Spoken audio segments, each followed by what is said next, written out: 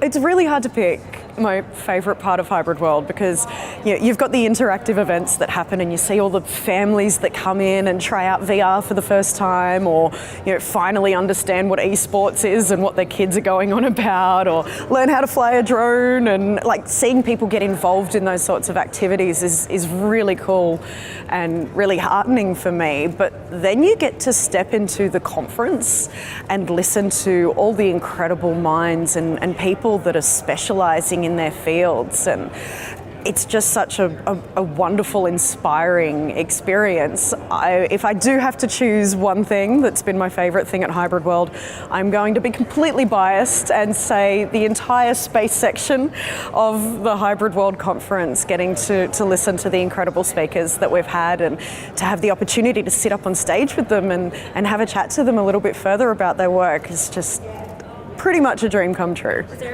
I think the exciting thing about space is how many ways that people can become involved in it. And I think that's my main takeaway. I think everyone was talking about their own areas of space. I had no idea that space archaeology was a thing. Space archaeology is a real job, which is just mind-blowing. But I think that what everyone was ultimately saying in the end is that we can all get involved in the space industry in our own way. There's so many different roles and ways to do that. So I've kind of left that session thinking I need to reevaluate my career and become a space scientist of some sort. Yeah, look, as a reporter, my readers are pretty much obsessed with anything to do with space tourism. So, look, if Elon Musk does anything, everyone wants to know about it. But also, we've got our own people right here in Australia that are working on their own space startups. So I think they're really going to be interested to hear about the local businesses and how we're getting involved in the space industry. Look, I think it's good for people to be aware that we have a space industry in Australia. I think it's something that does fly under the radar with a lot of people. So having something like a space agency kind of legitimises all the work that all of these people have been doing independently. I think it's the kind of thing where if you're involved in that scene, if you're already working in it, of course you're aware that there's, over 80 businesses that are developing different components to work in space tech.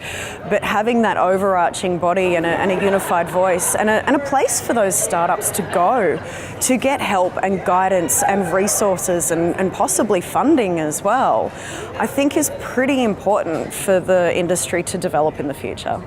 Yeah, so I was lucky enough to be able to see all of the pitches that happened and to present the speakers for those pitches and to walk away with some funding to develop some really cool startup ideas here in Adelaide. So it was really, really interesting to see the diversity of what they'd come up with. There was everything from an aggregator app called Kelpie that was going to bring together all of the farming apps to help all of those guys out. There